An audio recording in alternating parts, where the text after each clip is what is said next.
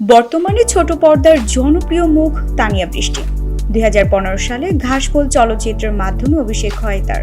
এরপর থেকে নাটকে অভিনয় করে দর্শকদের কাছে বেশ জনপ্রিয়তা অর্জন করেছেন তিনি। সম্প্রতি তার একাধিক নাটক ইউটিউব ট্রেন্ডিং এ এসেছে। এই অভিনেত্রী ট্রেন্ডিং এ থাকা নাটকগুলোর মধ্যে অন্যতম নাটক হলো শ্বশুর আব্বার টি স্টল।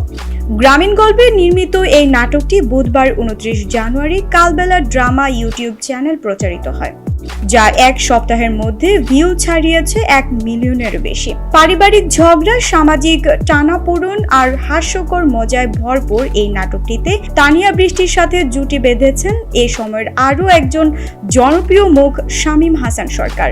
জুয়েল এলিনের লেখা নাটকটি পরিচালনা করেছেন জাকিউল ইসলাম রিপন।